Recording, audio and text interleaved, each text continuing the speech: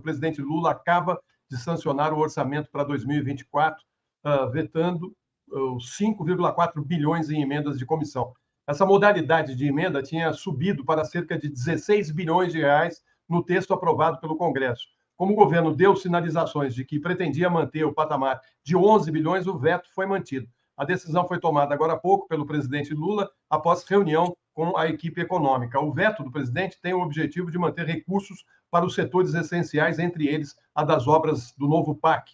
Mas a coordenação política do Palácio do Planalto já foi alertada de que haverá forte mobilização no Congresso para a derrubada do veto. Tereza Cruvinel, o que vai acontecer no Congresso agora por conta desse veto? O governo tem que negociar com o Congresso para que não haja derrubada do veto e dizer algo na seguinte linha: olha, vocês Congresso, né, congressistas, ao aprovar alguns projetos e também ao derrubar o veto da lei da desoneração, vocês tiraram muitas receitas do governo.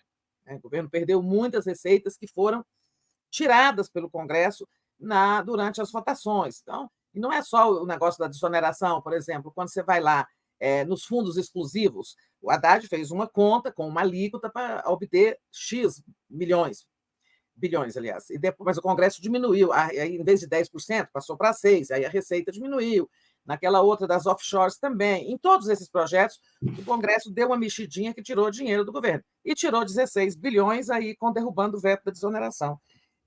Eu sei, a gente já sabe que está havendo isso. De manhã eu até dizia que talvez o presidente não vetasse para não comprar mais briga com o Congresso, mas ele vetou, né? E eu acho que agora tem que se buscar uma negociação para não derrubar o veto. Dizendo isso, vocês nos tiraram muito dinheiro, né, do Executivo, e agora a gente quer uma negociação para que esse veto seja mantido, né, para que sobre aí uma pequena fração de recomposição, porque 5,4 bilhões é muito pouco ainda diante de todas as receitas que o Poder Executivo perdeu, né, ao longo das votações do ano passado. Eu acho que é por aí. Agora, há uma irritação muito grande do Congresso, já começa desde cedo, eles estão falando, se vetar, vai ser mais uma provocação, etc., etc. Isso também sinaliza que o presidente está um pouco cheio, né, dessa coisa de o Congresso ir avançando sobre o controle do orçamento.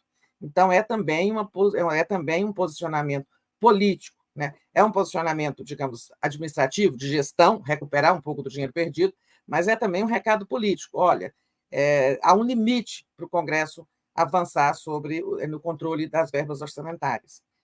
Agora é ver como acontecem essas negociações, que vão ser só em fevereiro, porque a derrubada do veto não vai contar prazo no recesso, vai contar depois de 1º de fevereiro. Acho que é isso que vai acontecer. Isso é uma coisa boa, se o governo conseguir uma boa negociação, só para concluir. Se o governo conseguir essa negociação, olha, vocês mantenham meu veto aí, porque é o mínimo que eu posso recuperar para o governo, esse dinheirinho aí, diante do... Essa é a boa hipótese, que essa negociação chegue a bom termo.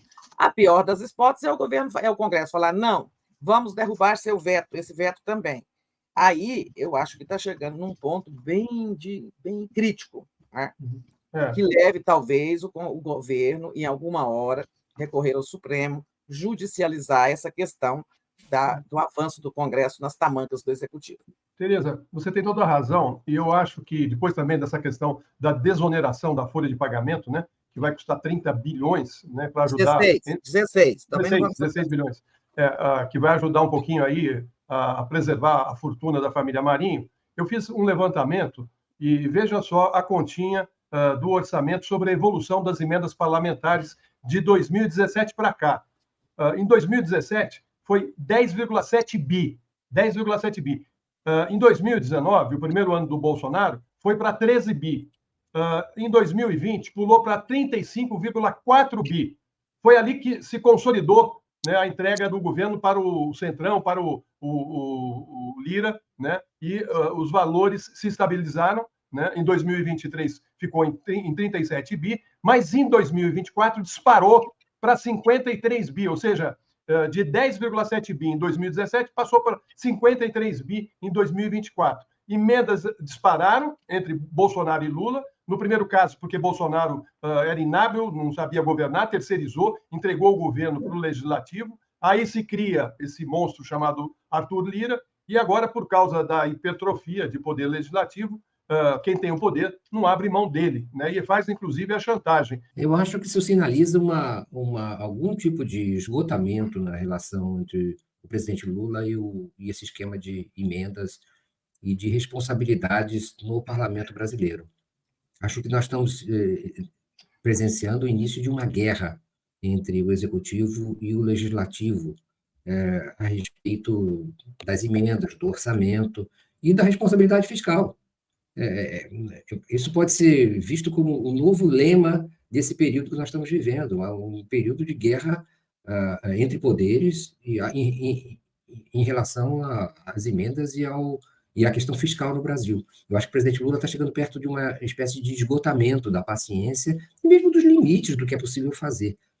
A tendência é que isso, certamente, parece que se está se preparando um período de negociação em que esse veto de hoje vai entrar junto com a questão da desoneração, da MP, do projeto de lei, tudo isso vai entrar no mesmo pacote e haverá uma negociação, provavelmente infrutífera, com vetos de parte a parte, manutenção de vetos, e, em última instância, o que vai acontecer é a judicialização. Mas nós estamos chegando perto do limite, e esse é um novo período que se abre. Esse veto do presidente Lula é um veto à última jabuticaba do pé, né, do Arthur Lira no final do ano passado, quando ele criou essas emendas de comissão, né, que era mais um naco do orçamento da União, que estaria sob controle do Congresso, na verdade, do presidente da Câmara, que é quem controla a comissão de orçamento, porque ela o orçamento ele é votado nas duas casas, ele é bicameral, né, a comissão de orçamento, né, é a única, aliás, que é assim no Congresso, então o controle da Câmara é maior porque há uma quantidade maior de deputados, né? Agora, isso é exatamente o que o Mário falou, é necessário impor, não só impor limites ao poder do Congresso no orçamento e da pauta política, né, que está sendo assumida, que está sendo controlada pelo Poder Legislativo.